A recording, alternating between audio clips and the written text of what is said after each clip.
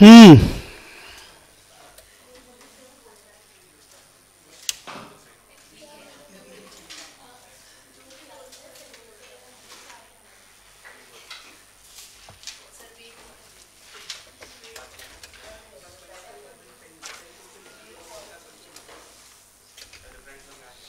बच्चों स्टार्ट करें। आप सब रेडी?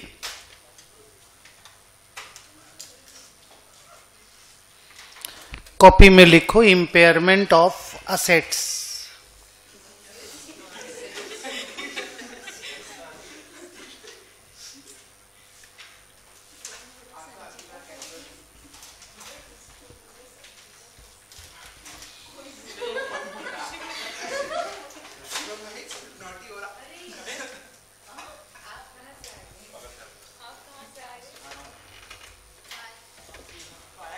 लिखो, नाम रेडी करो। मैं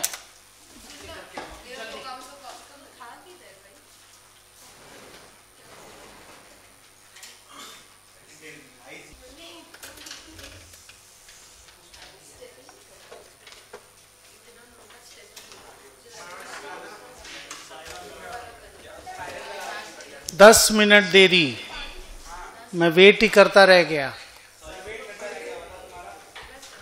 जल्दी से एस का नाम लिखो, स्टार्ट करो।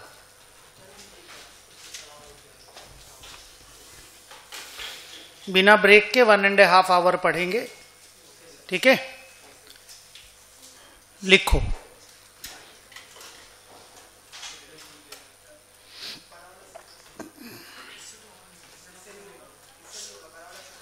रेडी हैं?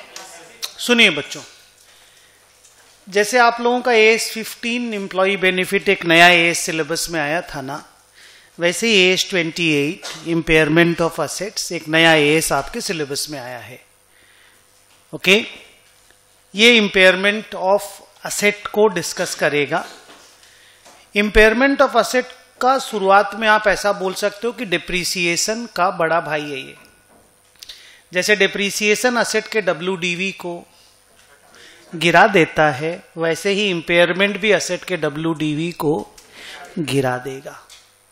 आप इनडायरेक्टली ऐसे भी सोच सकते हो बिगिनर लोगों के हिसाब से, बाकी तो 3-4 दिन में कंप्लीट होगा, 3 दिन तो लगेगा ही।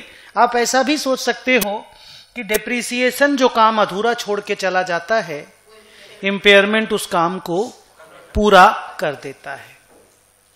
बस इंपेयरमेंट की एक अच्छी बात क्या है कि इंपेयरमेंट का रिवर्सल भी होता है।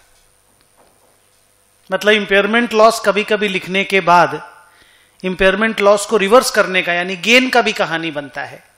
इंपेयरमेंट लॉस का रिवर्सल भी होता है। बड़ा इंटरेस्टिंग टॉपिक है, पढ़ेंगे हम लोग। पहले कहानी यहां से शुरू करते हैं कि इंपेयरमेंट होता क्या है। द आंसर इज, जब किसी भी असेट का रिकवरेबल अमाउंट, किसी भी असेट का रिकवरेबल अमाउंट उस असेट के कैरिंग अमाउंट से छोटा हो जाता है। कैरिंग अमाउंट मतलब WDV। रिकवरेबल अमाउंट मीन्स उस असेट से कितना रुपया हम रिकवर कर पाएंगे। जब रिकवरेबल अमाउंट हो गया मान लो 100 करोड़ और असेट का कैरिंग अमाउंट है 140 करोड़, बैलेंस शीट में 140 करोड़ पे लिखा हुआ है, और आपने जब रिकवरेबल अमाउंट निकाला तो सिर्फ 100 करोड़ आया, तो 40 करोड़ रुपया का लॉस है ना, क्योंकि आपने बैलेंस शीट में हाई वैल्यू पे बैलेंस शीट को असेट को दिखा के रखा है, जबकि उसका रियल में मार्केट से रिकवरी अमाउंट जो है वो ओनली 100 करोड़ है।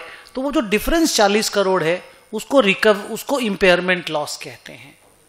तो अगर आप डेफिनेशन AS 28 से पढ़ोगे ना, तो वो बोलेगा when the recoverable amount of an asset is less than it's carrying amount, then the difference amount is called impairment loss. अगर आप मेरे से पूछोगे तो मैं बोलूंगा कि when the cash generating capacity of an asset falls down, we call it impairment. Asset की कैश पैदा करने की ताकत कम हो जाती है, बिक करके भी वो कैश पैदा नहीं कर पाता, और यूज हो कर भी वो कैश पैदा नहीं कर पाता। दोनों ही केस में असेट में अगर कैश पैदा करने की ताकत गिर गई है तो इसका मतलब इनडायरेक्टली उसमें इंपेयरमेंट हो गया है। ठीक है, कॉपी में लिखो पैरा 1 और पैरा 1 के सामने लिखो what is impairment.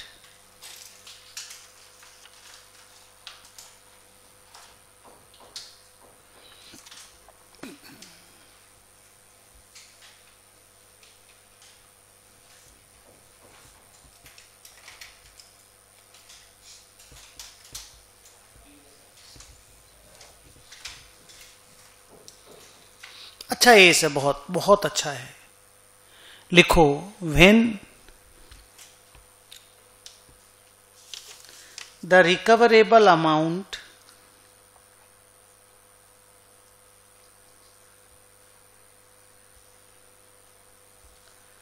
Of an asset is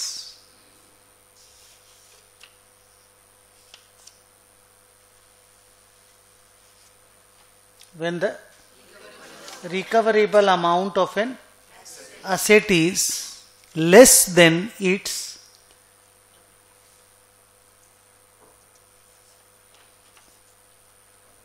दोबारा बोलो is less than it's carrying amount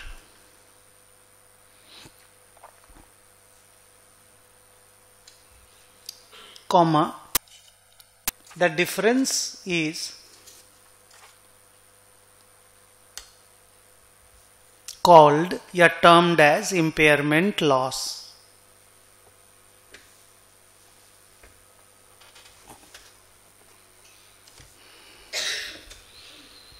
The difference is termed as impairment loss. आप ना मेरा पहला दूसरा क्लास में कौन सा एस कौन सी एंटिटी पे एप्लीकेबल है इसका एक नोट लिखाए थे हम, एप्लीकेबिलिटी ऑफ अकाउंटिंग स्टैंडर्ड्स। याद तो नहीं होगा कि ऐसा कुछ पढ़े थे? पढ़े थे कि नहीं? ऐसा पढ़े थे ना? खाली एज 28 की एप्लीकेबिलिटी पे जाकर के देख करके आइएगा। पुराना कॉपी में आज नहीं बोल रहे हैं, जब अगला क्लास में आएंगे देखिएगा ना एक बार, आपको अच्छा लगेगा। समझे क्या बोला? और उस वाले चैप्टर को एक बार रिवाइज मार लीजिएगा, एप्लीकेबिलिटी ऑफ एज। आधा घंटा लगेगा पढ़ने में। कौन लेवल 1, लेवल 2, लेवल 3, लेवल 4 याद है? कॉर्पोरेट नॉन कॉर्पोरेट करके पढ़ाए थे, आपको अच्छे से समझ में आया था वो, ठीक है ना? उसको खाली एक बार देख लीजिएगा, सुनिए वापस से। तो अगर किसी एसेट का रिकवरेबल अमाउंट है 150 और उस एसेट का कैरिंग अमाउंट है 176, say these figures are in crores,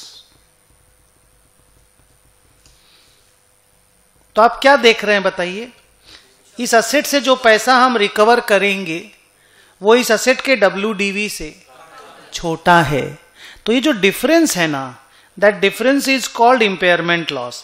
as carrying amount is greater than recoverable amount, जो कि सच है यहां पर, then impairment loss is 176 minus 150, that is 26 crore. Copy में इसको कॉपी करो, ठीक वहीं पे 1 के नीचे ही एग्जाम्पल या से करके ये सबको शुरू में फुल फॉर्म में लिखो, बाद में शॉर्ट फॉर्म में लिखेंगे।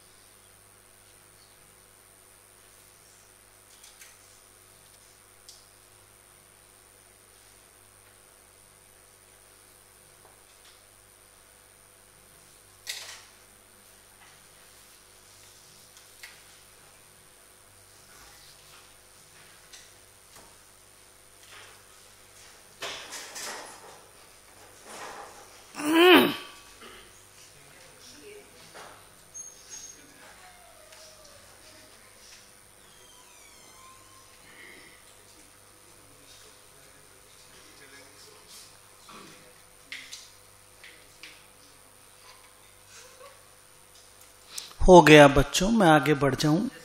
Thank you. अब लिखो पैरा 2।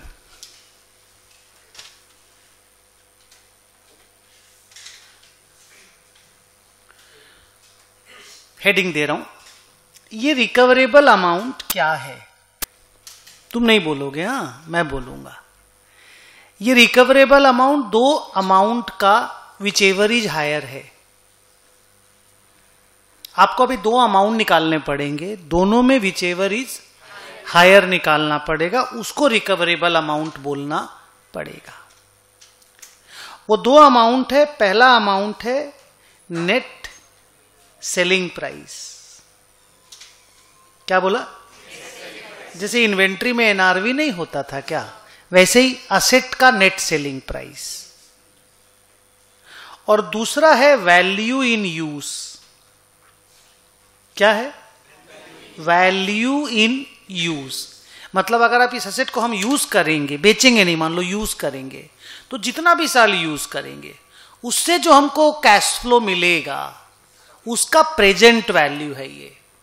क्योंकि कैश फ्लो तो धीरे धीरे करके फ्यूचर में मिलेगा, और हम लोग तो आज कैलकुलेशन कर रहे हैं इंपेयरमेंट का, तो फ्यूचर कैश फ्लो का प्रेजेंट वैल्यू निकालना पड़ेगा। तो जो लोग एफएम की क्लास जाने लग गए हैं उनको प्रेजेंट वैल्यू क्या है ये मालूम हो गया है। और ऐसे हम लोग आज की क्लास में भी पीवी का यही फॉर्मूला, हम लोग और भी तो पीवी निकाले हैं कई बार। अच्छा, ग्रेजुएटी में तो निकाले, तो फिर क्या पीवी निकालना सिखाएंगे? आपको तो आता है, फिर डायरेक्ट निकालेंगे। सुनो ना, तो value in use is the present value of future cash flow which we will generate from the continuous use of that asset together with the sale of scrap. समझे क्या बोले? And net selling price is the estimated selling price of the asset less cost of disposal. बेचेंगे तो कितना पैसा मिलेगा minus बेचने में कितना खर्चा लगेगा। लगा नहीं, लगेगा। These things are all projections. ये भी प्रोजेक्टेड है, ये भी प्रोजेक्टेड है, हुआ नहीं है कुछ भी। अगर होगा तो क्या होगा, ये भी अगर होगा तो क्या होगा। These are all projections. अगर वैल्यू इन यूज आया मान लो 120 करोड़, क्या बोला? 120 करोड़, और नेट सेलिंग प्राइस आया 112 करोड़, तो हम लोग जो हायर है कि भाई हम यूज करेंगे, आप यूज करो बेचो वो आपके ऊपर है, पर इंपेयरमेंट के कैलकुलेशन में इन दोनों में विच एवर इज हायर को लेना है, तो 120 ले लेंगे। यहां पे 120 यूज होगा, आवर रिकवरेबल अमाउंट इज 120। ऐसे ये निकलता है। ये एस 28 मानता है कि असेट से दो ही तरीके से पैसा निकाला जा सकता है, एक बेच के और एक यूज करके।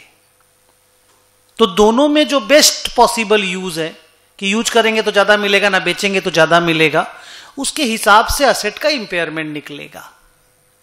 क्लियर है? लिखो, लिखो recoverable amount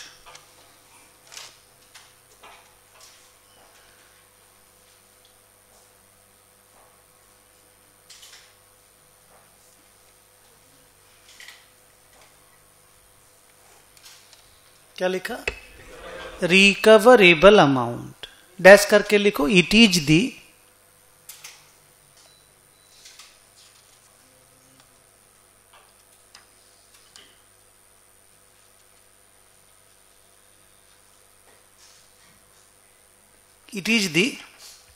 higher of the following two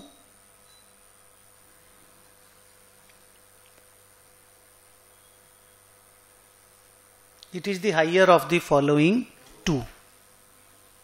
नीचे लिखो, A net selling price, B value in use।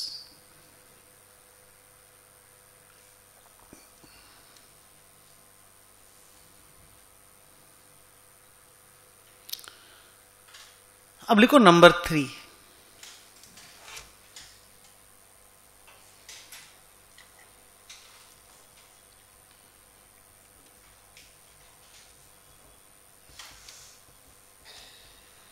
लिखो नेट सेलिंग प्राइस।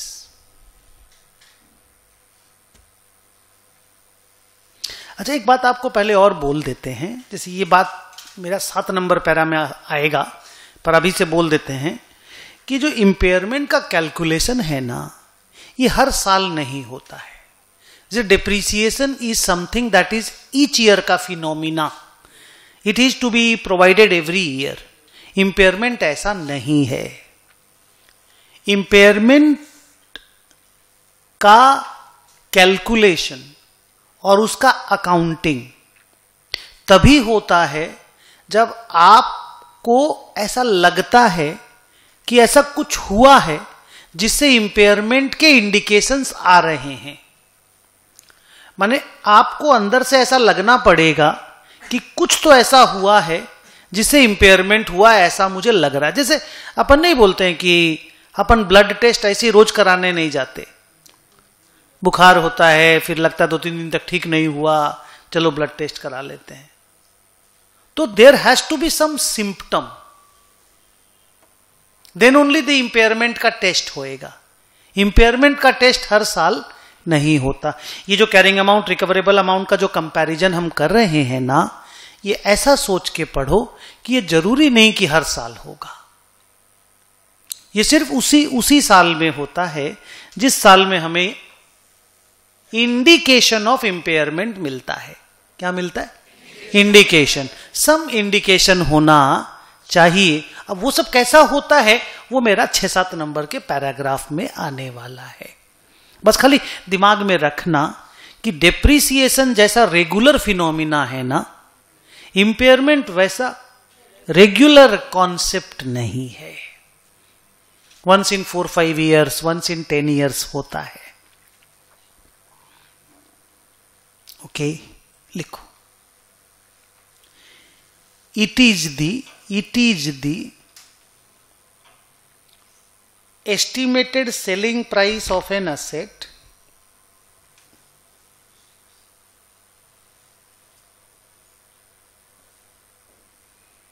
less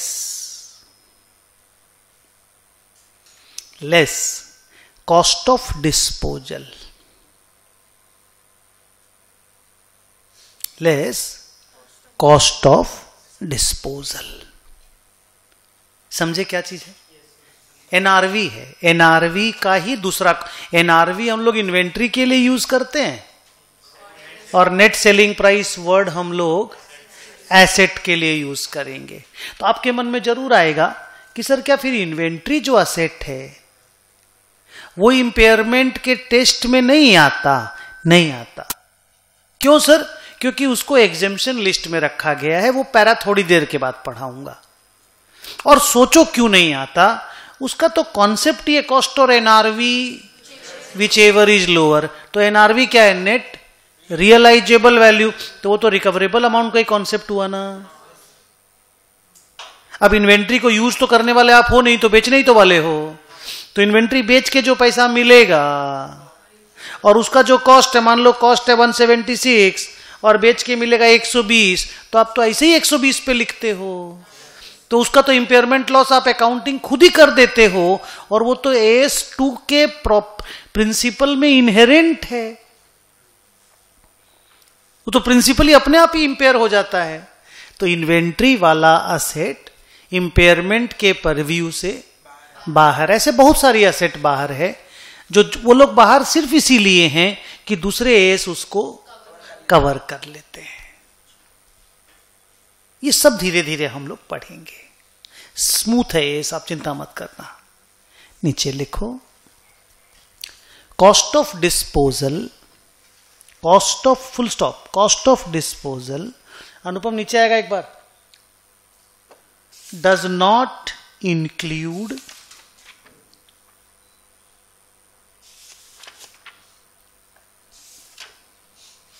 क्या लिखा?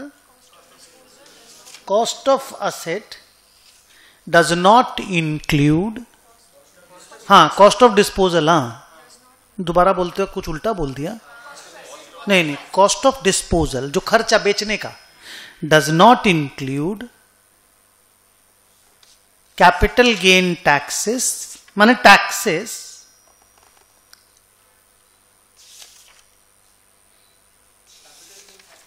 हाँ एक ही बात है। एंड बेचने से तो वही टैक्स लगता है ना। एंड फिनांस कॉस्ट,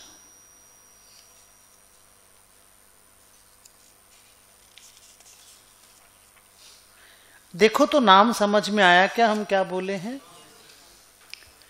असेट बेचने के बाद टैक्स भी तो लगता है ना बेटा।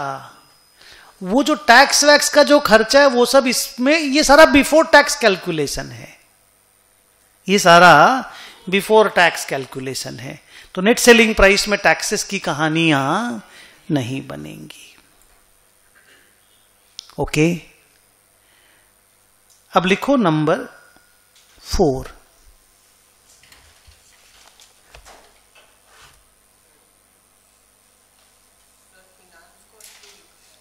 अगर असेट वगैरह मान लो लोन का पैसा से लेकर के आए हो या कोई भी ब्याज बट्टा लग रहा है तो आदमी को लगता है ना उसको इसमें चिपका दें, तो वो मत करना। डिस्पोजल का ही खर्चा होना चाहिए।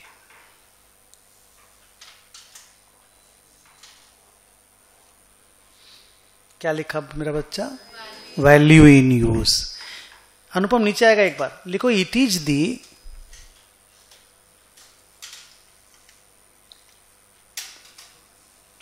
repeat, it is the present value of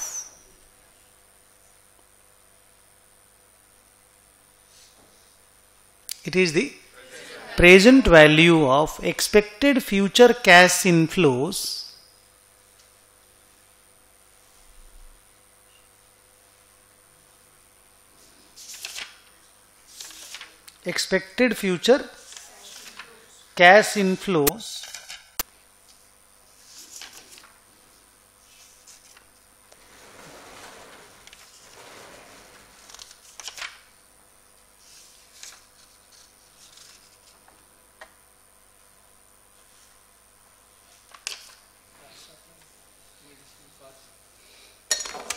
CA वाला बुक दो, ग्रुप वॉल्यूम 1। इसमें बहुत कम है तुम लोग का बुक में,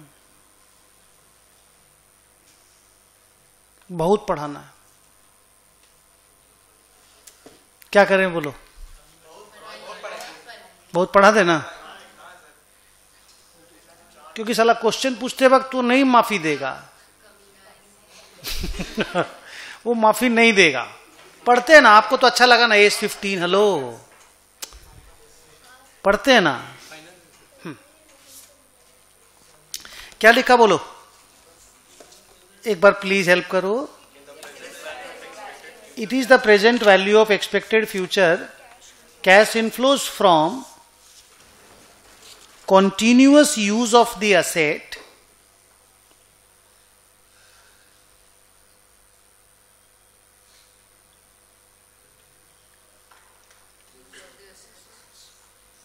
from continuous and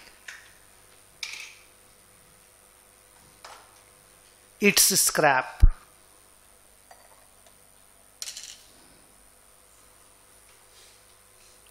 and its scrap. एक असेट को मान लो उसका लाइफ 5 साल बचा हुआ है, रिमेनिंग लाइफ, तो अगले 5 साल तक आप उसको यूज करके जो कैश फ्लो जनरेट करोगे वो, और 5 साल के बाद जब उस असेट का कूड़ा कचरा जो है उसको बेचोगे, तो वो जो नेट पैसा आपके पास कैश फ्लो आएगा उसका प्रेजेंट वैल्यू को वैल्यू इन यूज बोलेंगे। क्लियर है? नीचे बुलेट बुलेट बुलेट बुलेट करके करते जाओ, नहीं तो एबीसीडी करके करते जाओ। एबीसीडी करो ना, डेफिनेशन तो एकदम क्लियर है ना, पक्का। नीचे लिखो A. To compute this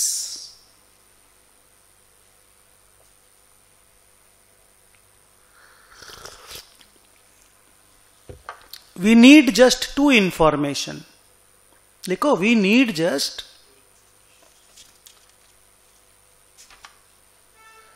2 information. बोलो क्या क्या? एक तो फ्यूचर कैश इनफ्लो चाहिएगा और एक डिस्काउंटिंग का रेट चाहिएगा। अगर दोनों मिल जाता है तो पीवी निकल जाएगा। टेबल ही तो बनाना, year inflow discounting rate PV, और या फिर वो a/1 + r वाला प्लस प्लस प्लस प्लस करके कर दीजिएगा। कैसा आप लोग करते थे ग्रेचुइटी वाले सम्स में? आप हमको बता दीजिएगा, टेबल बना के करते थे रे? पक्का लिखो, वो कोई दिक्कत नहीं, वो कर लेंगे। क्या लिखा बोलो? We need just to information dash करके लिखो, future cash flow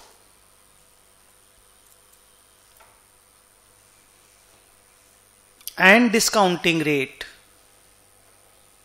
goodwill impairment का एक सम भी नहीं है, कैश जनरेटिंग यूनिट का एक सम भी नहीं है, कॉर्पोरेट असेट का एक सम भी नहीं है, रिवर्सल का एक सम भी नहीं है, कुछ नहीं है। मॉड्यूल का ही तो बोल रहे हैं हम, मॉड्यूल तो लेके आए थे अभी। हाँ आग सम आ जाएगा। ले बवाल खोल दिया एक तो, क्या चीज है, पेंडोराज बॉक्स खोल दिया एक तो। क्या लिखा? लिख लिया ये पॉइंट। अब लिखो बी, बी, बस बी। देखिए अभी हम लोग वैल्यू इन यूज पे थोड़ा सा फोकस कर रहे हैं। तो मान लो हम लोगों को पता चला कि भाई एक असेट का बचा हुआ 4 साल का लाइफ है, आज हम लोग उसका वैल्यू इन यूज निकालने जा रहे हैं। पहला साल मान लो 4 लाख का कैश इनफ्लो आएगा, दूसरा साल यूज कर रहे हैं, यूज करके जो फाइनल प्रॉफिट से जो कैश फ्लो आता है ना, वो वाला है जो कैश फ्लो में नहीं पड़ता, नेट प्रॉफिट प्लस डेप्रीसिएशन वाला कैश फ्लो, ये वो वाला कैश फ्लो है।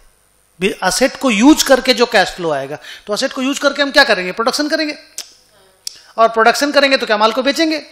तो प्रोडक्शन करने का खर्चा और माल को बेचने का income, that income minus expense is the profit, that is your cash flow. Asset को यूज करके वो वाला कैश फ्लो आएगा। तो सर वो सब का भी कंप्यूटेशन आप कराते हैं क्या? फाइनल में तो कराते हैं, आप लोगों को उस लेवल तक नहीं ले, खाली बस वही लेवल छोड़ेंगे हम, only that level will be untouched. ठीक है, तो बस समझ के चलो कि हाँ वो वाला इनफ्लो है। असेट को यूज माने वो वाला इनफ्लो, असेट से जो माल बनेगा उसका सेल, और असेट से जो माल बनाएगा उसका खर्चा, दैट सेल माइनस खर्चा is the cash flow. Done.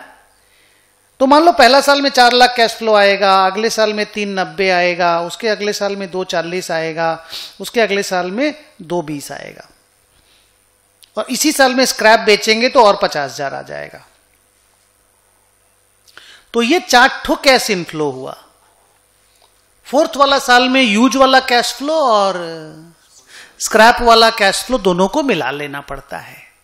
अब इसका पीवी निकालना है। ओके, अब देखो, in order to find out value in use, institute ने एक बात बोला और बहुत लॉजिकल बात बोला। बोला देखो फ्यूचर कैश फ्लो का बात हो रहा है, and future you know is uncertain, है ना, अनसर्टेन। अब उसमें आप कैश फ्लो निकालने जा रहे हो, साला 7560 बदलाव हो सकते हैं। सरकारें बदल गई तो दुनिया भर के बदलाव हो जाएंगे। यस और नो? इकोनॉमिक सर्कमस्टांस बदलने में वक्त नहीं लगता। कब कोविड जैसा सिचुएशन आ जाएगा, 2-2, 3-3 साल तक धंधा बंद हो जाएगा। यस और नो? तो उन्होंने एक बहुत सुंदर बात बोला। दे सेड कि 5 साल के बियॉन्ड, यहां से 5 साल तक का तो प्रोजेक्शन ठीक है, 5 साल के बियॉन्ड के प्रोजेक्शन को हम लोग शक की निगाह से देखते हैं। क्या मतलब? माना projection is good only for the next 5 years। Beyond 5 years अगर आपको लगता है आपका असेट चलेगा, तो 5th ईयर जो कैश फ्लो आया था ना, उसके बेस पे 6th, 7th, 8th, 9th, 10th कैसा आएगा वो प्रोजेक्शन कर लो। Don't do the independent projection of 6th year, 7th year, 8th, 9th and 10th year। Do the independent projection of 5 years, thereafter use the 5th year का inflow as the base for computing next 5 year का cash flow if the asset is going to be used for more than 5। बोल पाए हम तो बोल पाए, तुम समझ पाए। और इसके पीछे का लॉजिक एक ही है कि 6ठा साल में सेल कितना आएगा, प्रोडक्शन का खर्चा कितना लगेगा, ये सब चीज का प्रोजेक्शन हाँ नहीं हो सकता। आप कर तो लो, बट वो पेपरबाजी है। बट ये तो सोच ही सकते हैं ना, 5th ईयर में इतना आया तो 6th में इतना तो आएगा ही, उस तरह का एक तो थॉट तो आ ही सकता है ना दिमाग में। बोला उस वाले लॉजिक से कैश फ्लो निकालिएगा। नीचे लिखो B number, if an asset is expected to be used for more than 5 years,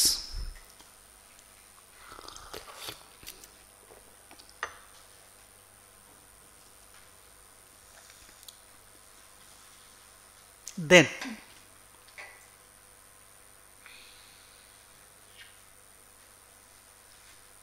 okay, find the projected cash flow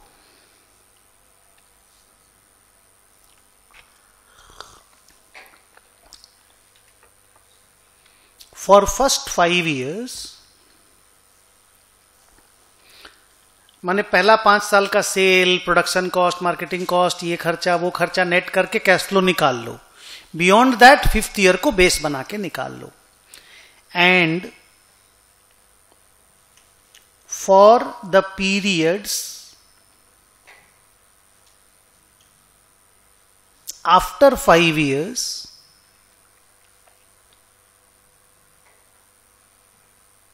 for the periods after 5 years, comma करके लिखो use 5th year cash flow as base.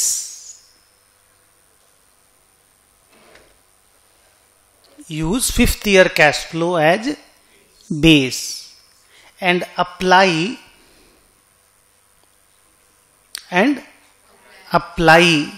A growth rate which may be positive, negative or zero.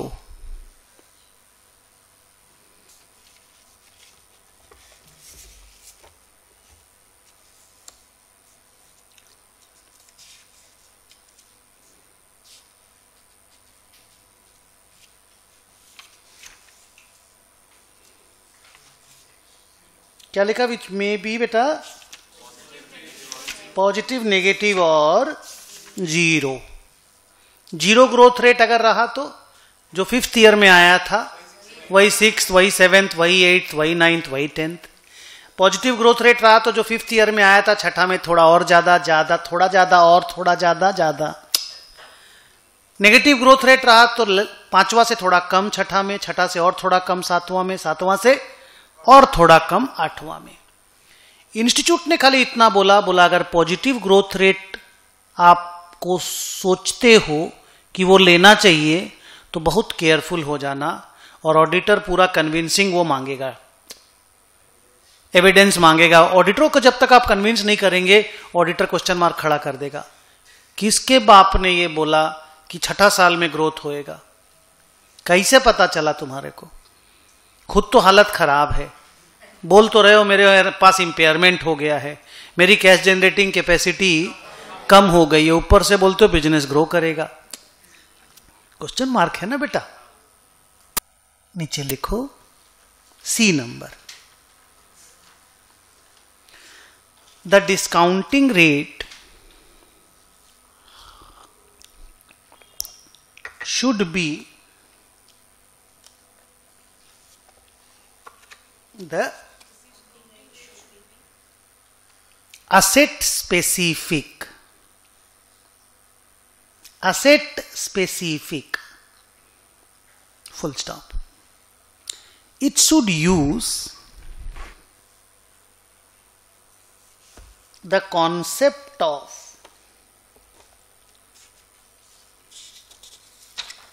risk-free rate and risk premium.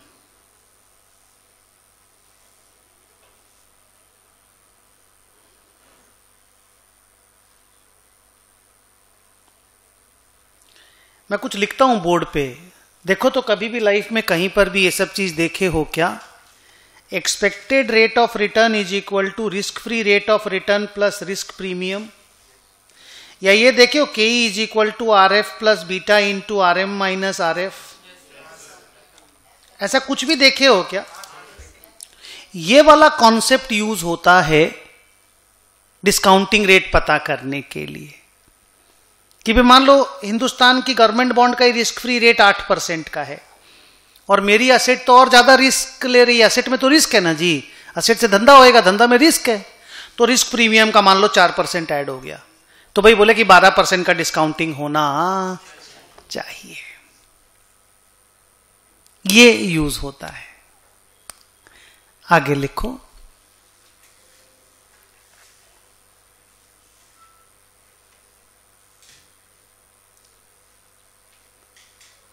इसको रहने दो, ये हो गया, ठीक है। तो क्या कहानी निकली वैल्यू इन यूज की, आप हमको बताओ, पढ़ के नहीं, ऐसे ही बताओ, समरी बताओ, वैल्यू इन यूज क्या है। नो वरी, एकदम आराम से बोलो।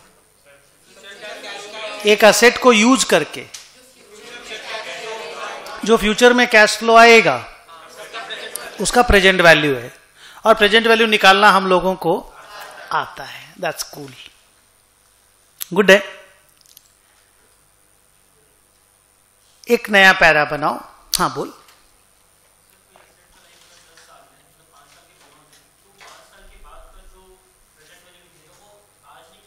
सब आज निकलेगा, सब आज निकलेगा।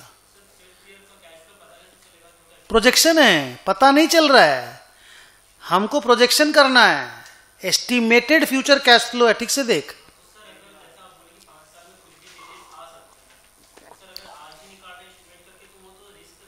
ना, रिस्क तो रहेगा ही, रिस्क तो है ही उस कैलकुलेशन में भी, लेकिन छठा साल का प्रोजेक्शन करने से बेहतर है 5वां साल के बेस पे छठा साल को निकालो। हम लोग ये बोल रहे हैं प्रोजेक्शन तो इन एनी वे आपको करना है। देखो हम लोग क्या बोलना चाहते हैं, ध्यान से सुनो। तुम उस पॉइंट पे अगर जा रहे हो तो हम लोग ये बोल रहे हैं कि कैश फ्लो कैसे निकलता है, सेल का projection, production cost, labour cost, overhead cost, ऐसे माइनस माइनस करके निकालते हो ना। हम लोग बोलते ये वाला काम 5 साल तक ही करो। छठा साल में 5वां साल का जो आपने निकाला है ना फाइनल आंसर, उसको बेस बना के एक तो ग्रोथ रेट यूज करके छठा, 7वां, 8वां, 9वां, 10वां कर लो। हम लोग ये बोल रहे हैं, हम लोग ये बोल रहे हैं इसको छठा साल मत निकालो, क्योंकि इस बहुत सारा इसमें फैक्टर काम करता है ना यार। और यहां जब एक फिगर निकल गया ना तो ये बैलेंसिंग का काम करेगा। ओके, कभी सेल गिरेगा तो आदमी अपना खर्चा भी गिरा देगा, उसी तरह से आदमी मैनेज करता है। तो यहां पे हम खाली इतना बात बोले हैं। बाकी अगर आपको लगता है कि इसमें गलती होने का चांस है तो 100% है, 100% है। इसीलिए तो रिस्क प्रीमियम ऐड करके डिस्काउंटिंग रेट निकालते हैं, बट उतना अंदर तक आपको नहीं समझा पाएंगे, आप थोड़े छोटे हैं। तो आप यहां पे जितना जितना डाउट है उतना ही पूछिए और आगे बढ़िए।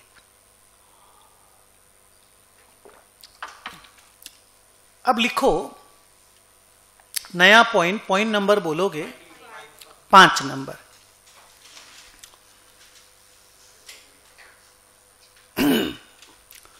लिखो करेंट ईयर डेप्रीसिएशन।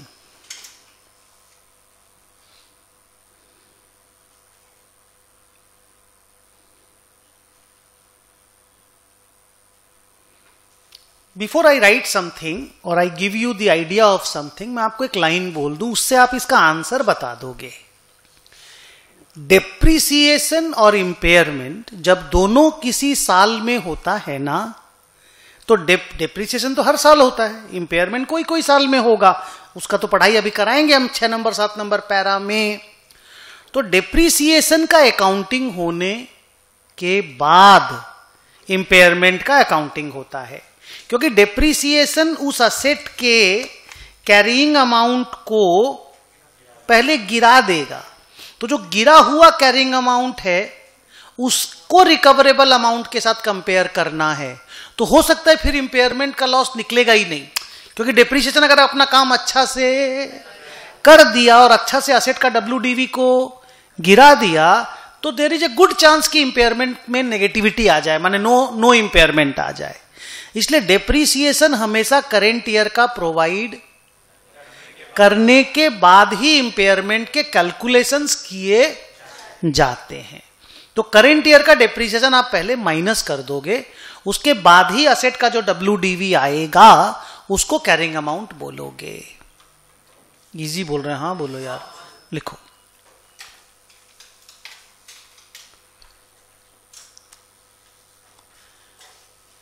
लिखो impairment accounting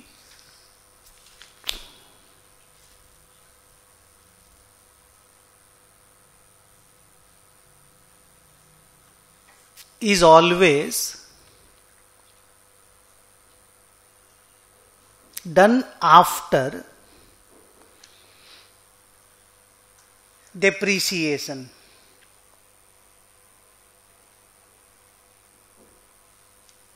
Is always done after depreciation. Full stop. So we will put the asset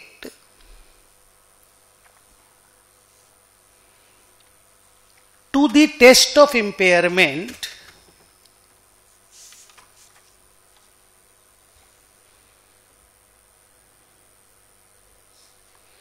test of impairment का मतलब होता है बेटा ये सब निकालना, रिकवरेबल अमाउंट निकालना, उसके लिए वैल्यू इन यूज निकालना, नेट सेलिंग प्राइस निकालना, विच एवर इज हायर करना, कैरिंग अमाउंट निकालना, फिर कंपेयर करना, फिर इम्पेयरमेंट लॉस निकालना। तो कैलकुलेशन है ना, इसको बोलते टेस्ट चल रहा है, इम्पेयरमेंट का टेस्ट चल रहा है। क्या लिखा बोलो? So we will put the asset to the test of impairment only after deducting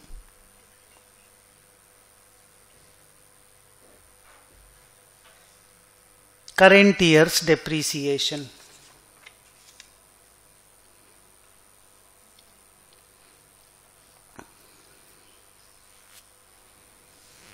बस ठीक है।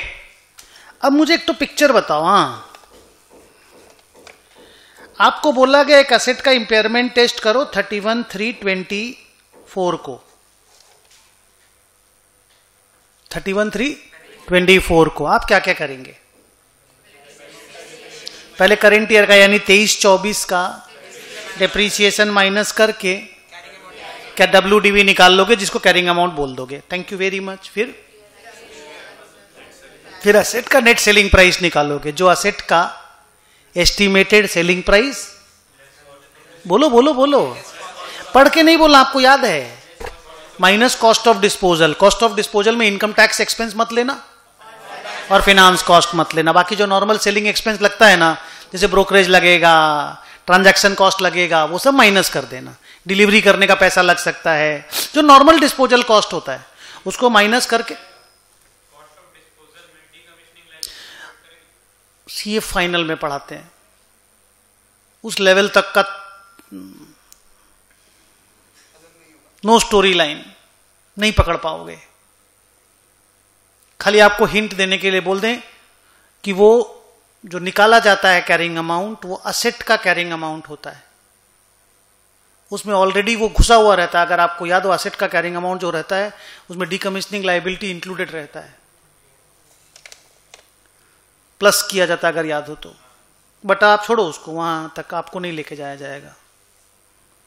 और आप लोग क्वेश्चन बहुत बहुत बढ़िया बढ़िया पूछ रहे हो, बताने जाएंगे तो फिर मुश्किल हो जाएगी आप लोगों को, सबका जिक्र नहीं है। उसके अलावा भी बहुत कुछ पढ़ाना है। ठीक है, सुनो क्या लिखा बोलो। नहीं लिखा नहीं, क्या आप बोल रहे थे बोलो।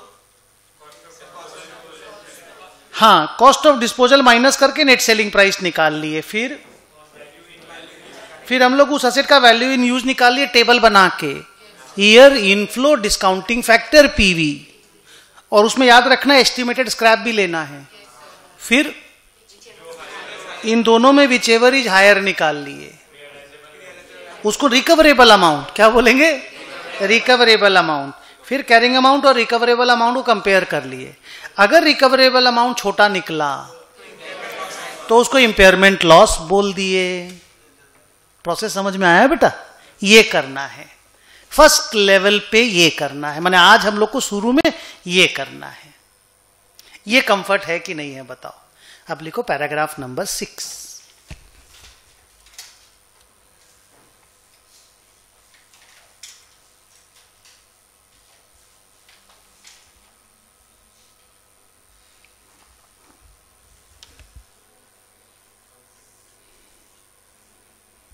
एक बार यहां पे देखिएगा, फिर अकाउंटिंग एंट्री करिएगा। मान लीजिए एक असेट का WDV है 4 लाख और उसका रिकवरेबल अमाउंट आया 3,74,000, तो इंपेयरमेंट लॉस आया 26,000। ये क्या करेगा impairment loss? Very good, asset के कैरिंग अमाउंट को गिरा देगा। गिरा के उसको कहां तक ले आएगा? 374 तक, तो रिकवरेबल अमाउंट तक ले आएगा। तो हम एक सेंटेंस बार बार बोलेंगे, impairment brings down the carrying amount of an asset to its recoverable amount. आप नाराज होंगे कि ठीक है? आपने वही चीज तो बोला बुद्धि लगा के, हम उसको इंग्लिश में बोल दिए। लॉजिकल बात ही तो बोला था तुम लोग, हम उसी को सजा के बोल दिए। और ये बहुत पॉपुलर सेंटेंस है, ये बोला जाता है। इंपेयरमेंट क्या करता है? इंपेयरमेंट असेट के कैरिंग अमाउंट को रिड्यूस करके रिकवरेबल अमाउंट तक लेकर आ जाता है। तो बढ़िया बात है ना यार, वही तो करा रहे हैं हम लोग, असेट का लॉस का अकाउंटिंग ही तो कर रहे हैं। 2, जब असेट का कैरिंग अमाउंट गिर गया तो असेट गिरा, कोई डेबिट भी तो होगा। वो डेबिट कौन है? क्रेडिट तो असेट है ना, डेबिट कहां पे जाएगा चीज? लॉस है, पीएल। रिजर्व सरप्लस तक मत जाओ, बैलेंस शीट का हेल्प मत लो, पीएल है ना। अरे प्रॉफिट एंड लॉस डेप्रीसिएशन ही तो है, डेप्रीसिएशन के जैसा इसको इज्जत दे दो। जैसे आप डेप्रीसिएशन टू एसेट का एंट्री मारते हो ना, वैसा ही एंट्री होता है impairment account debit to asset. Depreciation to asset याद है ना, फाउंडेशन 11, 12 हम लोग का क्लास में। वैसे impairment account debit to asset. और सर कोई प्रोविजन बनाएगा तो जैसे depreciation account debit to provision for depreciation, वैसे impairment account debit to provision for impairment बन जाएगा। कंपनी अकाउंट्स वाले लोग तो सभी लोग प्रोविजन ही बनाते हैं डेप्रीसिएशन का, इंपेयरमेंट का भी प्रोविजन बन जाएगा। इजी है ना, लिखो।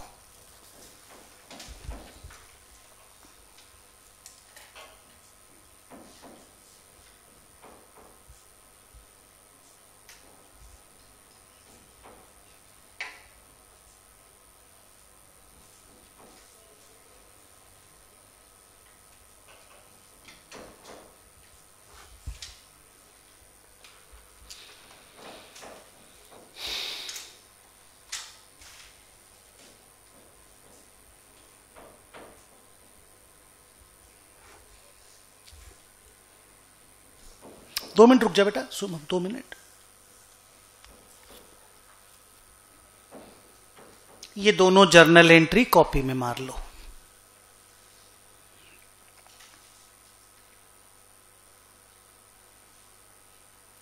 क्या लिखा? Impairment loss account debit to asset. और कोई अगर प्रोविजन बनाएगा, कॉर्पोरेट लोग प्रोविजन ही बनाते हैं, तो टू प्रोविजन फॉर इंपेयरमेंट, दोनों में से कोई भी एक लिखोगे और फिर इसको पीएल में भेज दोगे। अब कुछ हम याद दिलाने बोलेंगे आपको, 3 महीना पहले पढ़े थे हम लोग। आपको याद आ जाएगा तुरंत, आप बोलेंगे हाँ हाँ सर हम बोलेंगे, जरूर याद आएगा। 3 महीना क्या ज्यादा ही हो गया होगा। मान लो ये इंपेयरमेंट का लॉस 26,000 का था, आप एंट्री मार दिए 26,000। अब आप इसको पीएल में भेज रहे हो। अचानक आपको पता चलता है कि ये असेट तो रिवैल्यूएशन मॉडल वाली असेट है। रुको, ये असेट तो रिवैल्यूएशन मॉडल वाली असेट है। इस असेट के अगेंस्ट में तो मेरा रिवैल्यूएशन रिजर्व पड़ा हुआ है। इस असेट के अगेंस्ट में तो मेरा रिवैल्यूएशन रिजर्व पड़ा हुआ है। एक्चुअल में साला रिवैल्यूएशन हुआ था। आपको याद आ रहा है सब बात कि नहीं, ये बात नहीं, अभी जो याद आएगा वो बात नहीं बोल रहे हैं। आपने कभी इस असेट को रिवैल्यू किया था, वो बात याद आ रहा है कि ये तो हम रिवैल्यू किए थे ना, बोल के साला कैरिंग अमाउंट बढ़ गया। रिवैल्यूएशन से असेट का WDV बढ़ जाता है। Asset account debit to revaluation reserve करते हैं हम लोग, तो उसकी वजह से कैरिंग अमाउंट बढ़ गया था। अब उसका साला का लॉस हो रहा है। और मेरे पास रिवैल्यूएशन रिजर्व में 15,000 रुपया पड़ा हुआ है इसी असेट का। आज के 2.5 साल पहले रिवैल्यूएशन हुआ था, अपवर्ड रिवैल्यूएशन हुआ था और रिवैल्यूएशन रिजर्व क्रिएट हुआ था। और वो रिवैल्यूएशन, मैं जानबूझ के टाइम स्पेंड कर रहा हूं, आप बोलने को एकदम आतुर हैं हम थोड़ा टाइम दे रहे हैं कि एक बार स्टेबल हो जाइए, क्योंकि अब सम बनाने वाले हैं हम लोग। हमको मालूम आप राइट बोल दें, हमको पहले ही भरोसा था कि आप राइट बोलेंगे ही। तो अब मेरे को ना इंपेयरमेंट लॉस के पीएल को ट्रांसफर को लेकर के थोड़ा सा मेरे को डाउट हो रहा है। बोलिए। पहला इंपेयरमेंट लॉस रिवैल्यूएशन रिजर्व से एडजस्ट होगा, रिवैल्यूएशन रिजर्व 0 हो जाएगा, उसके बाद और कोई लॉस बचेगा तो वो P&L में जाएगा। तो बहुत ध्यान देना है कि जिस असेट का आप इंपेयरमेंट कर रहे हो कहीं वो रिवैल्यूड असेट तो नहीं है। अगर वो रिवैल्यूड मॉडल वाली असेट है, revaluation model cost model AS10, अगर वो वाली असेट है तो चेक करना कहीं उसका रिवैल्यूएशन रिजर्व तो नहीं पड़ा हुआ है। अगर पड़ा हुआ है तो पहले लॉस को रिवैल्यूएशन रिजर्व से एडजस्ट कर देना, बाकी का लॉस पीएल में डाल देना। अमन ने वहां आंसर दिया 11,000 PL. Thank you very much. बोले इतना काहे बात करते हैं सर, जल्दी बोल के कहानी खत्म करिए ना। लिखो same point, but if the asset is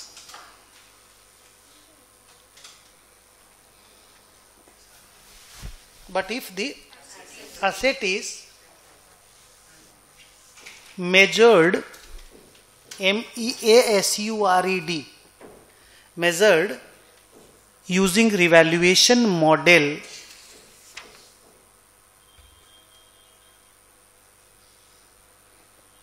and some revaluation reserve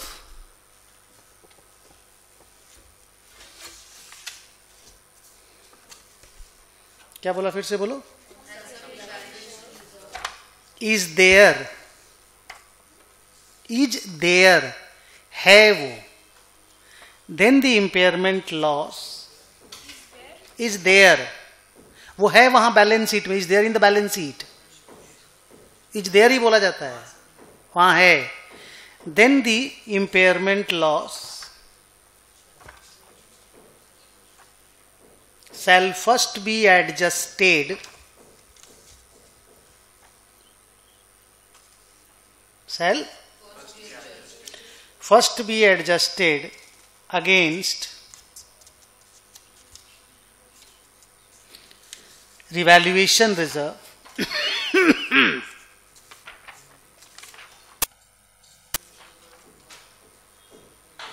existing,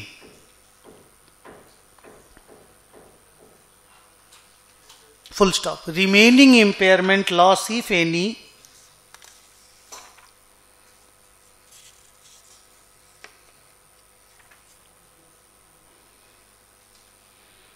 क्या लिखा बोल बेटा,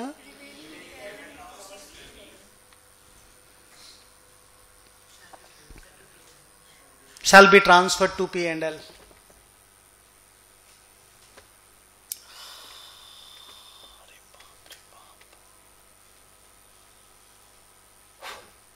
अब इधर देखो, अब आपकी असेट कितनी बन गई इस अकाउंटिंग के बाद, अब आप डेप्रीसिएशन जो अगला साल चार्ज करोगे, हाँ 37, ये कॉमन सेंस है कि नहीं हमको बताओ। बहुत सारी बातें हम लोग इतना दिन से पढ़ रहे हैं ना अकाउंट्स, तो इतना दिन पढ़ते पढ़ते भी एक तो बेस बन गया, फिर आपका फाउंडेशन का 11-12 का बीकॉम का भी बेस बना हुआ है, तो कुछ चीजें कॉमन सेंस से भी निकलेंगी, कुछ चीज पुरानी याद आती रहेगी उससे भी निकलेगी। बस उसी को चेक करते रहना कि हाँ एएस भी वही बोल रहा है, तो हम जो सोच रहे हैं वही हो रहा है। तो जितना ज्यादा आप जो सोचेंगे वो होता रहेगा, तो एग्जाम में डिफिकल्ट क्वेश्चन आराम से सॉल्व होंगे। लिखो, इसीलिए हड़बड़ा के मत बोलो कभी भी। ये एक नया पॉइंट लिखो, कितना नंबर 7।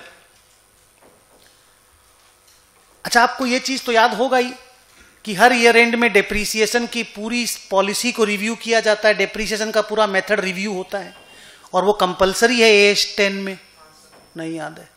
जिस तरह से आप लोगों का चेहरा का मूवमेंट हम देखे, हमको ऐसा लगा कि ये, हाँ जैसे रिवैल्यूएशन में आपका चेहरा बता रहा था कि आपको याद है, नहीं समझे? और इस बात को जब मैं बोला, आपका चेहरा बता रहा था कि आपको याद नहीं, आप सुनना चाहते हो मैं क्या बोलना चाहता हूं, वहां आपको सुनने का मन नहीं था, बोलने का मन था। तो दिख जाता है हम लोगों को।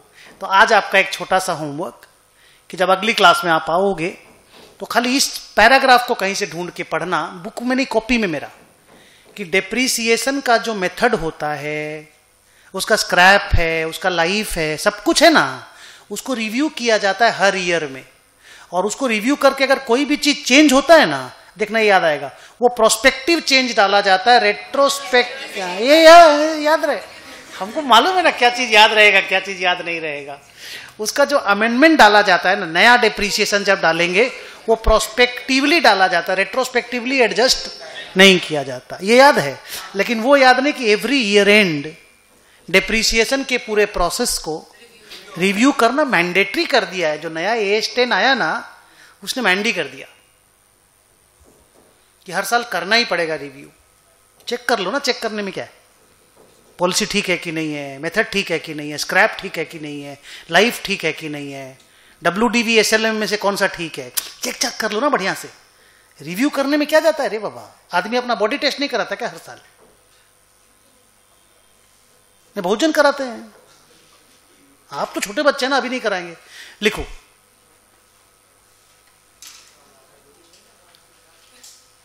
सबसीक्वेंट, हेडिंग देना है कि पैराग्राफ लिखा दूं? हेडिंग दे दूं, लिखो सबसीक्वेंट पीरियड डेप्रीसिएशन। अरे बाप रे, रामा दवाई नहीं लिया। लिखो in subsequent periods, subsequent period मतलब समझे, इंपेयरमेंट के बाद वाला साल। In subsequent periods depreciation is to be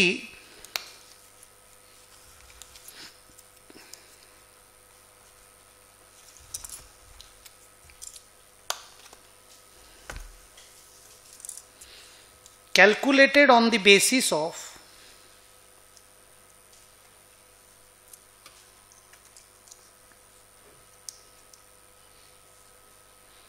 बोलो क्या क्या चीज, रिवाइज्ड कैरिंग अमाउंट बोल दें या new carrying amount? Revised word लिखो, revised carrying amount.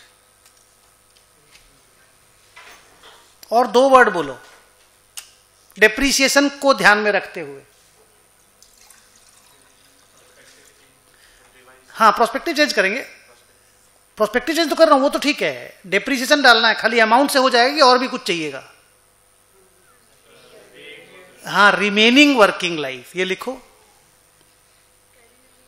Comma remaining useful life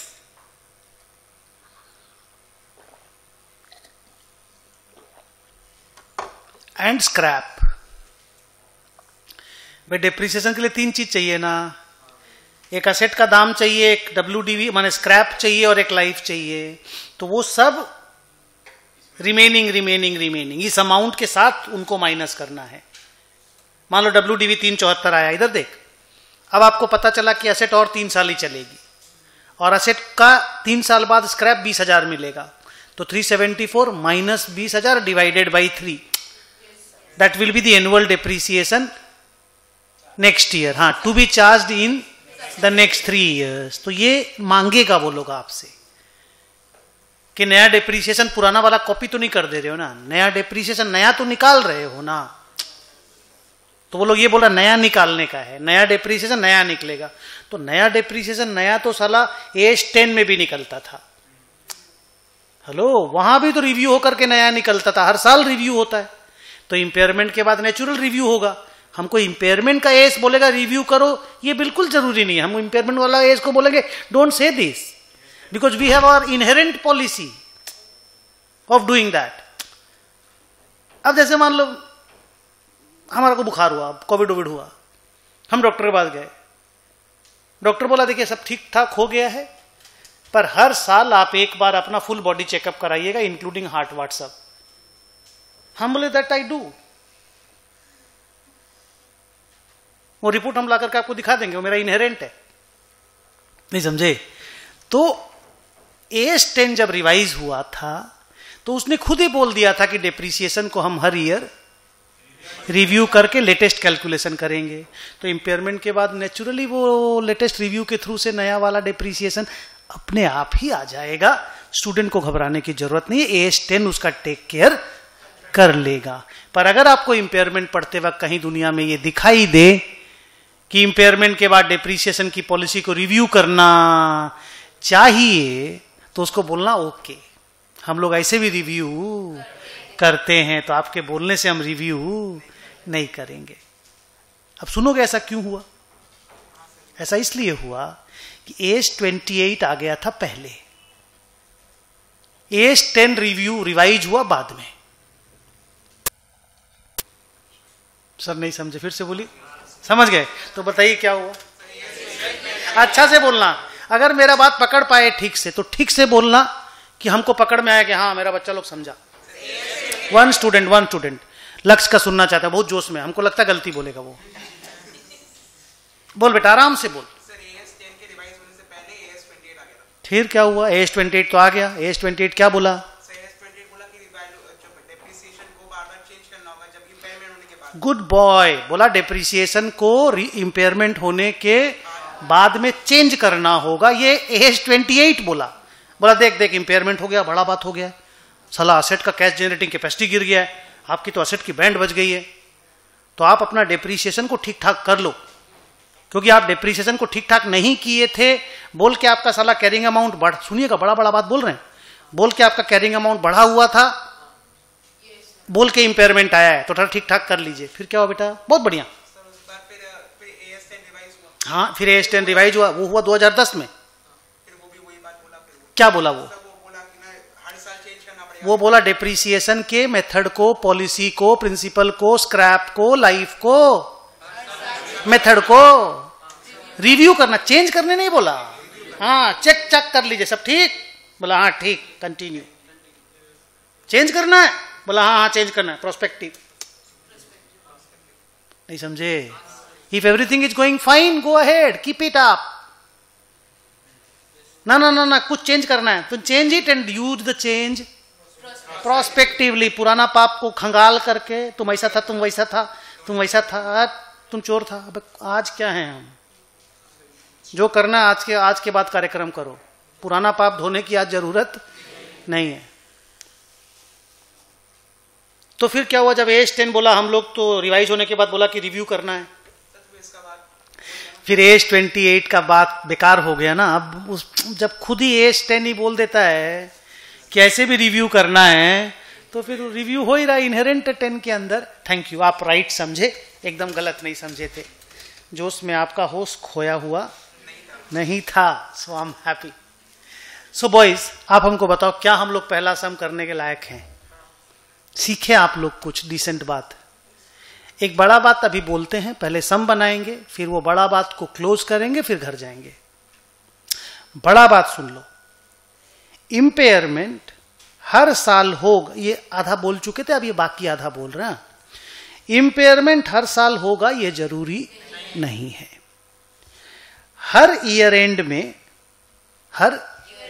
and में मैनेजमेंट को AS28 ने ये बोला कि बॉस एक बार अच्छे से असेस कर लो, एक बार अच्छे से असेस कर लो कि कोई इंपेयरमेंट का इंडिकेशन है या नहीं है। कोई इंपेयरमेंट का इंडिकेशन है या नहीं है, इसको अच्छे से असेस कर लो। हम ये नहीं बोल रहे कि इंपेयरमेंट का टेस्ट करो, नहीं, एक बार असेस तो करो कि कोई इंडिकेशन है कि नहीं है। ये इंडिकेशन ऑफ इंपेयरमेंट कैसा होता है तुमको नहीं बोलना है, सब हम बोलेंगे। ये कैसा होता है? ये इंफॉर्मेशन होता है। वो इंफॉर्मेशन आपको दो जगह से मिलता है।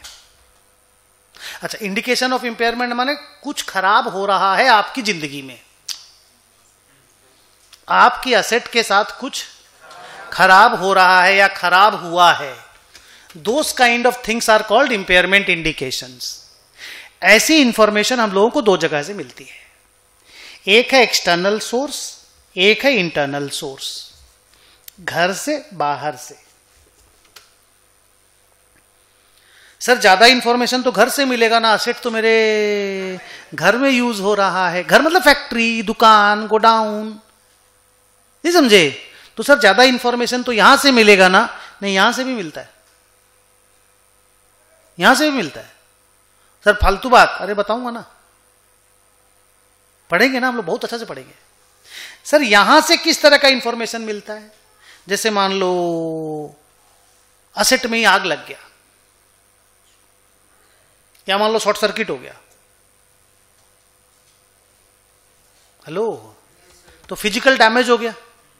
फिजिकल डैमेज अगर हो गया तो असेट की कैश जनरेटिंग कैपेसिटी ऑटोमेटिकली कम हो जाएगी। So that is an indication. मान लो जो चीज तुम बनाते थे असेट को यूज करके, उसका क्या लिखने वाले हैं बोलो? डिमांड कम हो गया। ऐसा 2-3 लेटर लिखेंगे, बाकी आप फिल इन द ब्लैंक्स करिएगा, थोड़ा इंटरेस्ट जगा हुआ रहेगा। जो असेट हम प्रोडक्शन कर रहे थे, असेट से जिस प्रोडक्ट को हम प्रोड्यूस कर रहे थे, उस प्रोडक्ट का डिमांड कम हो गया, तो इनडायरेक्टली समझ में आ रहा है, असेट का कैश जनरेटिंग कैपेसिटी कम हो गया। जो प्रोडक्ट हम बना रहे थे उसका, उस असेट को यूज करके जो प्रोडक्ट हम बना रहे थे, उस प्रोडक्ट का सेलिंग प्राइस गिर रहा है। चाइना से माल डंप हो रहा है धुआंधार, तो हमारे प्रोडक्ट का सेलिंग प्राइस हमको गिरा के बेचना पड़ रहा है। हम जिस प्रोडक्ट को बना रहे हैं उसका कॉस्ट ऑफ प्रोडक्शन बढ़ गया है। सारा एक ही बात नहीं बोल रहे हैं हम, घुमा फिरा करके। All these are 11111111 indicators, indication of impairment. Sir बाहर से कैसा इंफॉर्मेशन मिलता है? बाहर से, बाजार से। बाजार से एक इंफॉर्मेशन मैं आपको सुनाता हूं, रिसेशन का ही भाई है।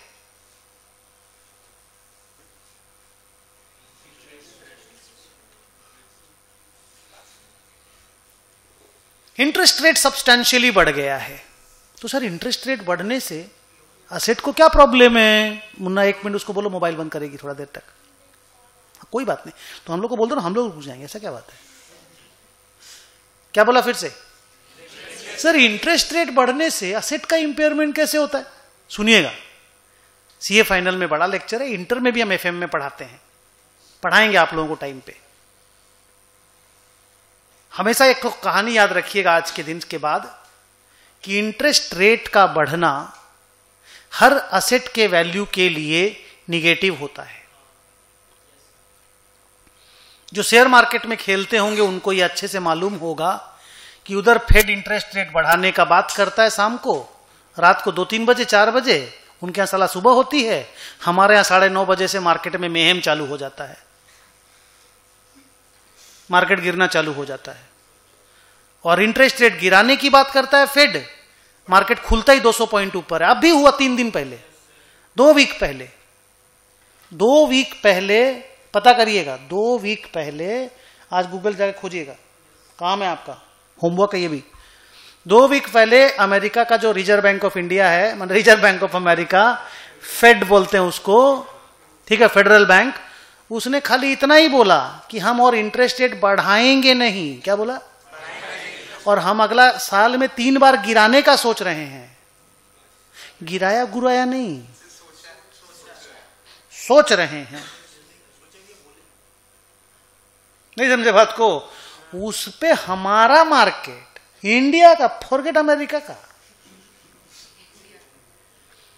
उस पे इंडिया का मार्केट उस दिन 250 पॉइंट निफ्टी ऊपर गया था, शायद 300 350 ऊपर बंद किया था।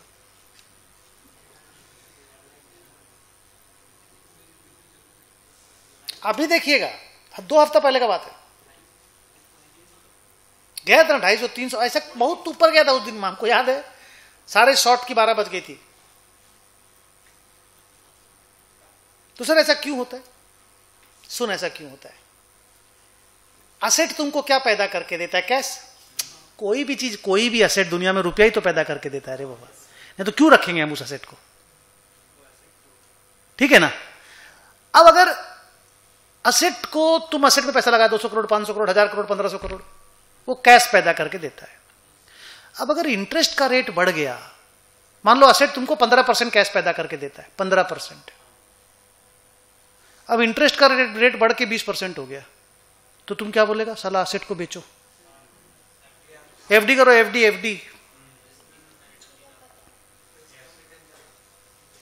एफएम में बता चुके हैं ना? हाँ, तो बोलो, बताएंगे भी, एकदम सुंदर चीज, ऐसा दिल के पास है।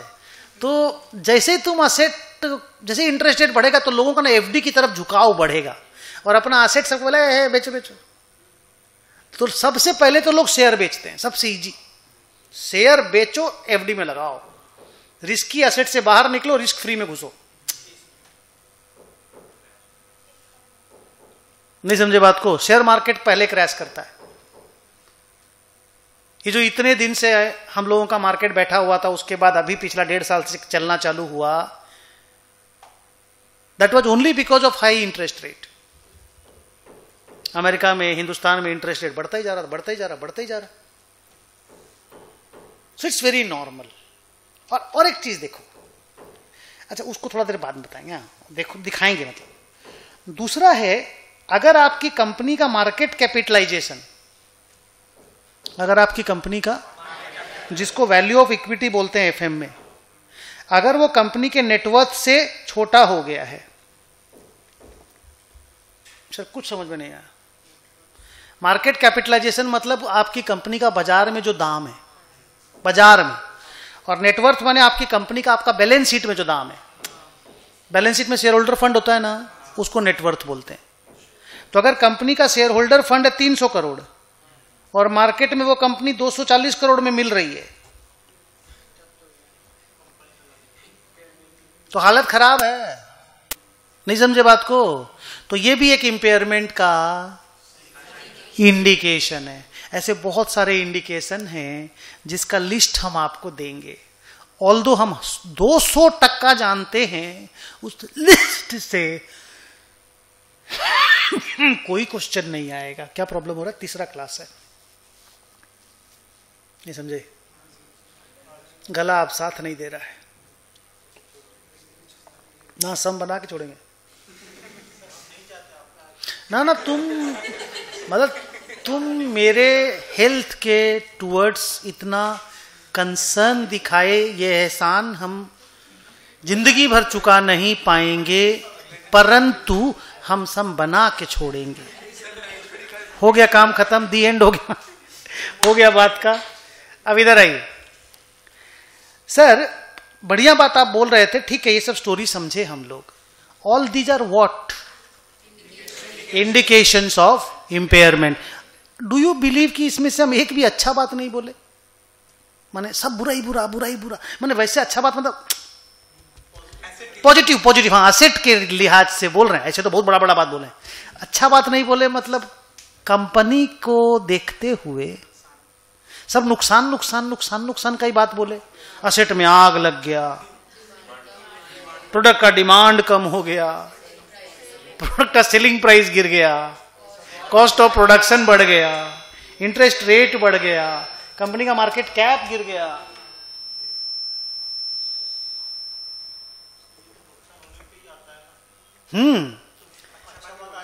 नहीं, आप समझ गए ना हम जो बोल रहे हैं।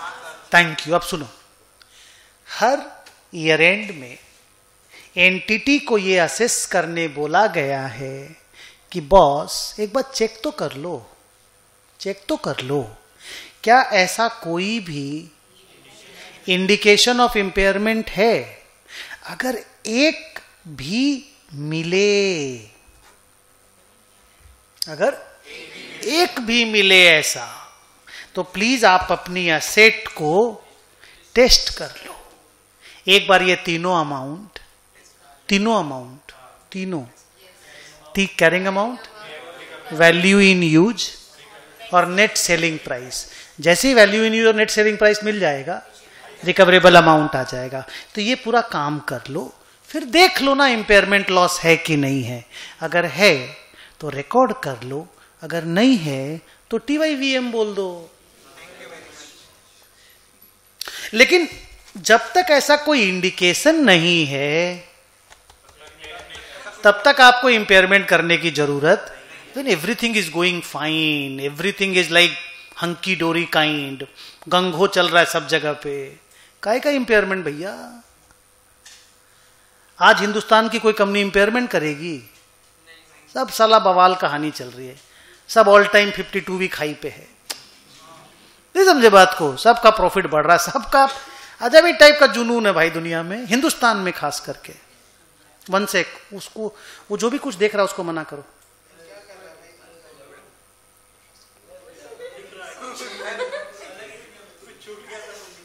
प्लीज अभी बात मत करो, सुने आपको मैंने क्या बोला। ये टोटल स्टोरी लाइन है पहला क्लास का। इसमें जो आखिरी वाला स्टोरी था इसका नोट्स अभी नहीं हुआ है। इसका नोट्स हम लोग नेक्स्ट दिन जब भी इंपेयरमेंट पढ़ेंगे तब कर लेंगे। लेकिन पढ़ाई का कंक्लूजन हो गया है फर्स्ट लेग का, एक लेवल हम लोग पढ़ लिए हैं। डन। बुक का क्वेश्चन नंबर 1 देखो।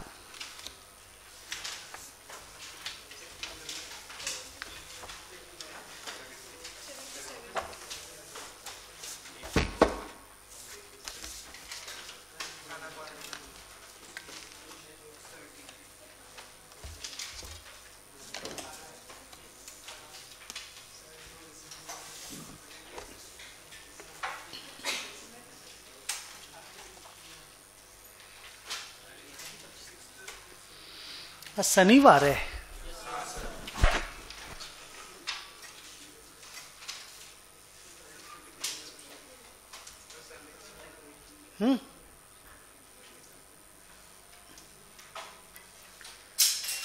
अब वो 3-3 क्लास लेने का ना वो नहीं रहता है, एनर्जी नहीं रहता है। पहले 4-4 ले लेते थे, 2 ही मैक्सिमम। हाँ जुनून भी अलग था।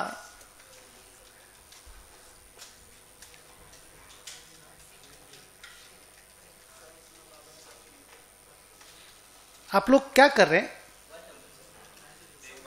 क्वेश्चन 1 पढ़ रहे हो ना? पेज नंबर कौन सा है? Thank you.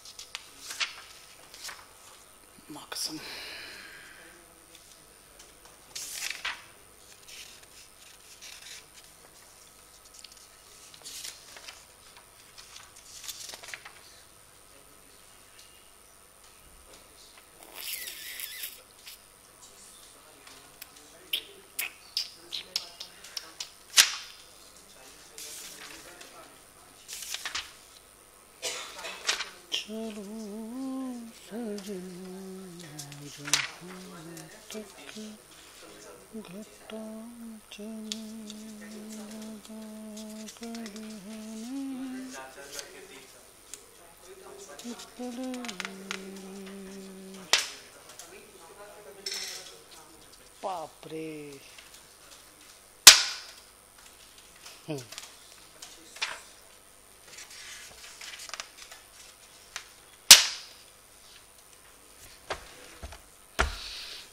पढ़ लिए? तैयार हैं आप लोग सॉल्व करने को? तो बोलिए, इंपेयरमेंट का कैलकुलेशन का डेट होता है, साल नहीं होता है। वो डेट कौन सा है? जब वो लोग ये सारे एस्टिमेट्स कर रहे हैं 31 दिसंबर 2021। क्लियर है? आप लोग राइट हैं। उस दिन हमारी एसेट का कैरिंग अमाउंट क्या है?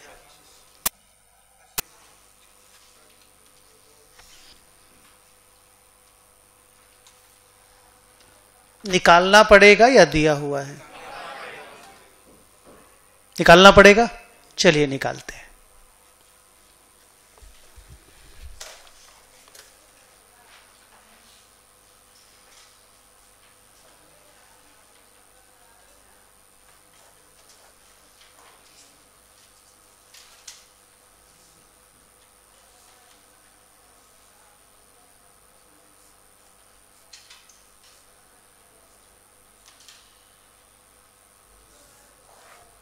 बस डेट बताओ जिस दिन हमने असेट को पहली बार खरीदा था।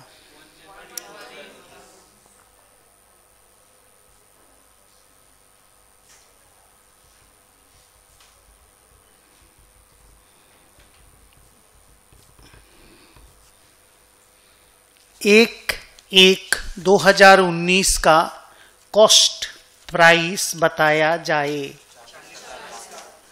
40? हाँ, लाख्स में ही लिख रहे हैं हम लोग। हाँ,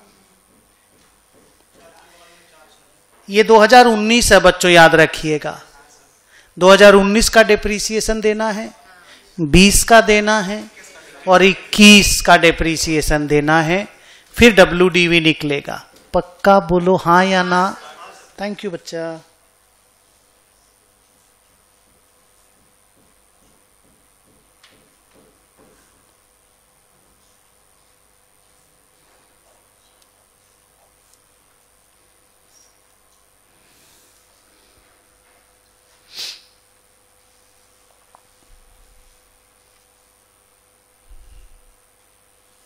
देखिए मैंने कुछ लिखा है, ये सब आपसे चाहिए।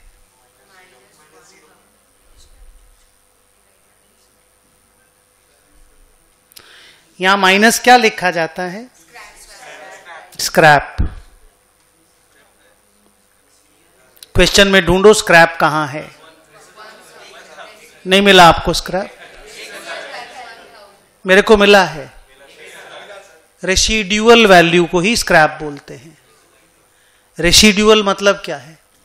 बेचने के बाद जो पैसा मिलता है ना, असेट को बेचते हैं जब यूज कर लेंगे, उसी का स्क्रैप का ही दूसरा नाम रेसिड्यूअल वैल्यू है। बोलिए। डिवाइडेड बाई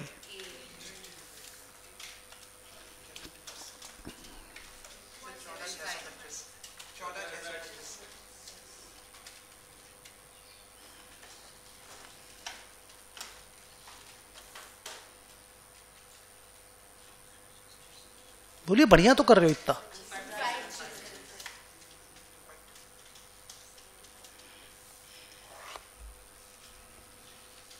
इजी था, गुड। नेट सेलिंग प्राइस चाहिए। बेचेंगे तो घर में कितने पैसे आएंगे?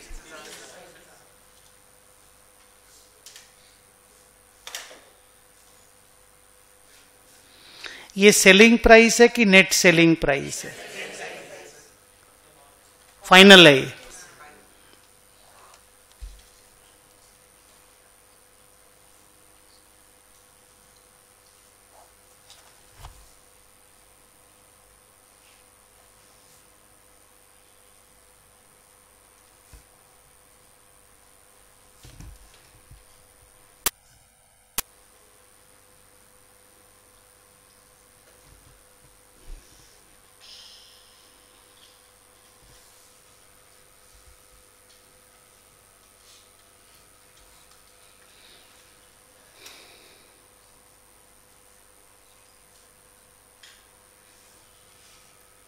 मैंने यहां 5 क्यों लिया? ये मत बोलना कि 5 ही दिया हुआ था। मैं लॉजिक पूछ रहा हूं कि 5 ही क्यों दिया हुआ है। 3 साल गुजर चुका है, असेट 8 साल चलने वाला था। 3 साल गुजर चुका है तो और 5 साल ही तो कैश फ्लो पैदा करके देगा ना। 5 साल का कैश फ्लो बताइए और 5वां साल में कुछ कीजिएगा जरूर। मैं नहीं बोलूंगा, कुछ कीजिएगा जरूर। समझ गया मैं क्या बोला? 5वां साल में कुछ कीजिएगा जरूर। बोलो।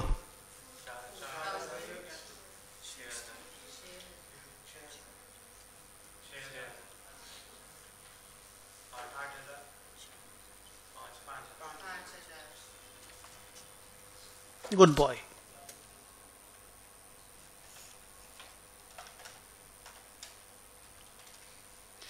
सर ये कैसे निकालते हैं? कैलकुलेटर पे 1.15 टाइप करते हैं, डिवाइडेड, फिर इक्वल टू में जो जो आता जाता है लिखते जाते हैं। बोलो।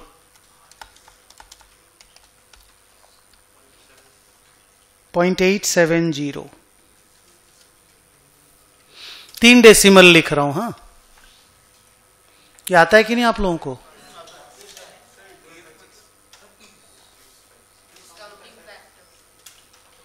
DF is discounting factor. ये 1/1 + r⁴ है। 0.756, 0.658, 572,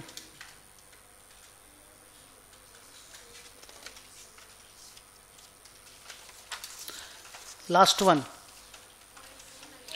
0.497। अगर 4000 हमको 1 साल बाद मिलने वाला है तो आज कितना मिलने वाला है वो पीवी होता है। इसको इससे मल्टीप्लाई करने से निकलेगा।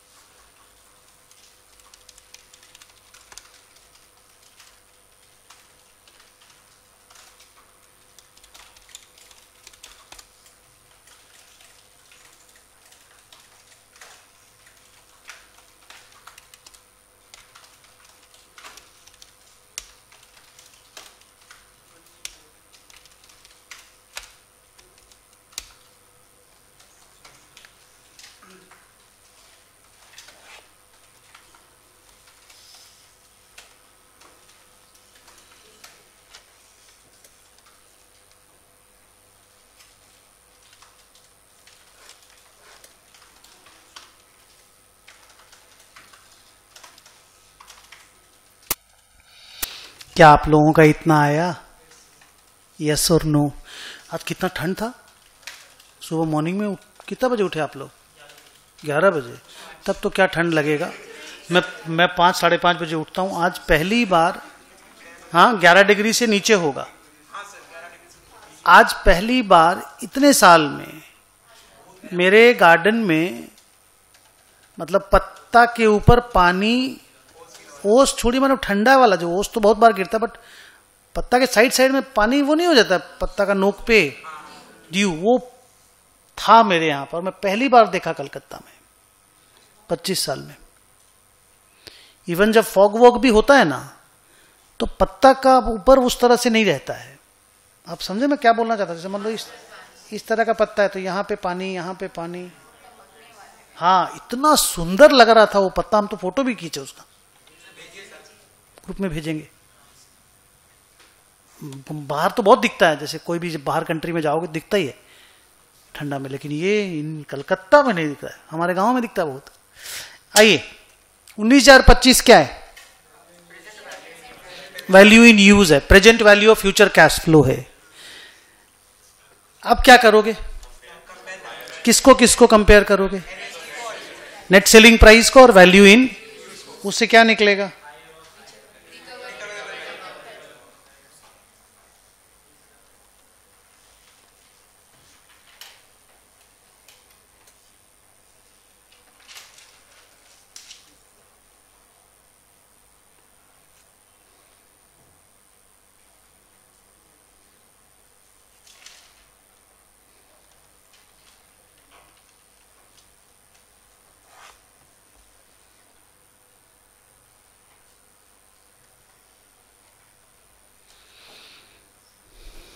निकल गया रिकवरेबल अमाउंट। अब क्या करोगे? कैसे पता चलेगा? कैरिंग अमाउंट है 25,375 और रिकवरेबल अमाउंट है ओनली 20,000, ओनली 20,000।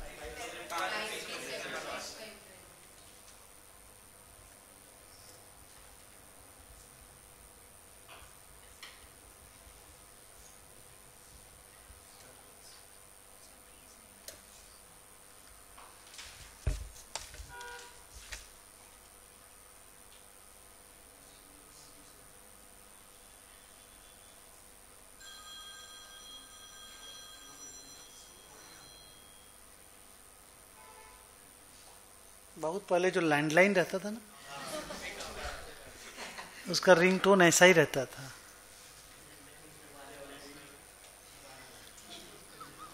घुमाने वाला फोन देखा हो तुम लोग?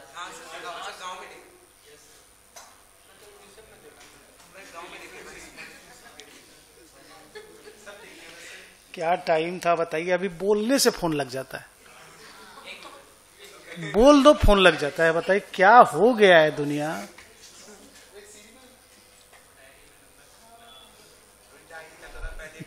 बोलिए 5375 का क्या निकला रे? खत्म करो बात को। इम्पेयरमेंट लॉस निकला। इसका क्या करना है? ये क्या करता है? ये कैरिंग अमाउंट को गिरा के रिकवरेबल अमाउंट तक ला देता है। और इस लॉस को कहां डालना है? P&L में डालना है। भाई लॉस होगा तभी तो असेट गिरेगा। कहानी डबल एंट्री है। लॉस पीएल में जाएगा तभी तो असेट गिरेगा। लॉस डेबिट टू असेट होता है। अब लिखो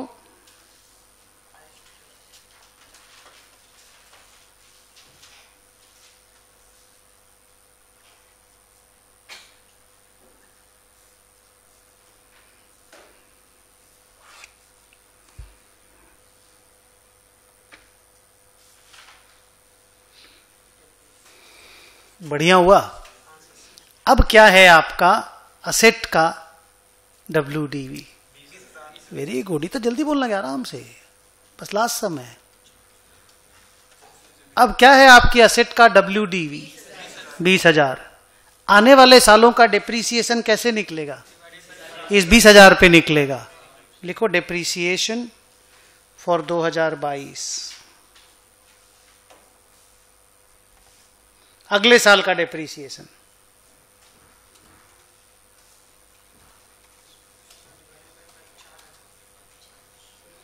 कितना लाइफ बचा हुआ है?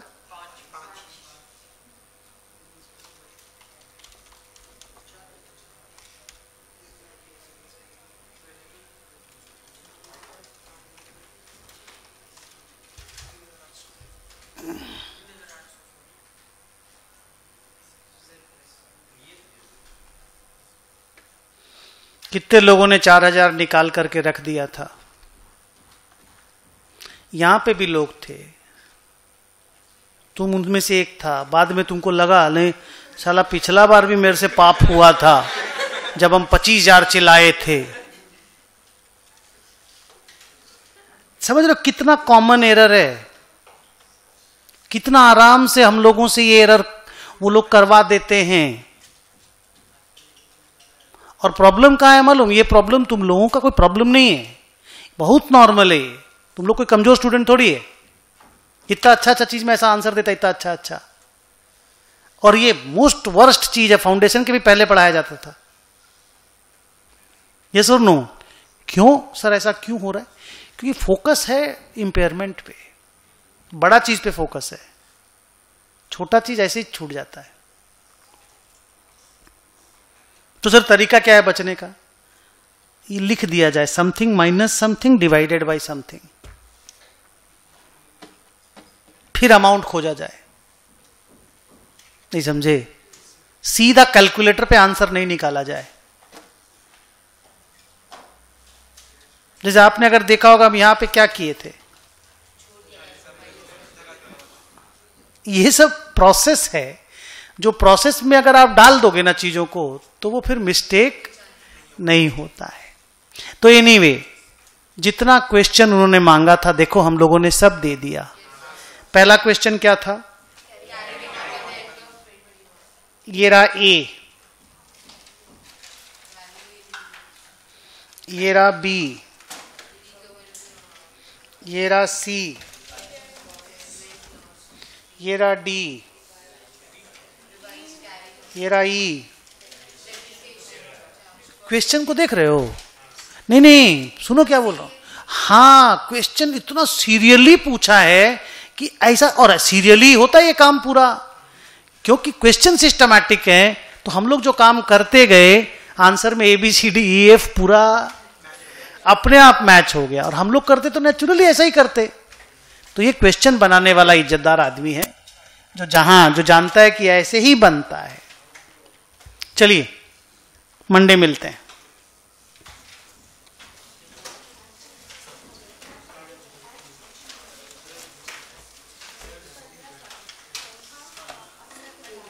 Mbappe final. India Australia football चल रहा है, क्या चीज का?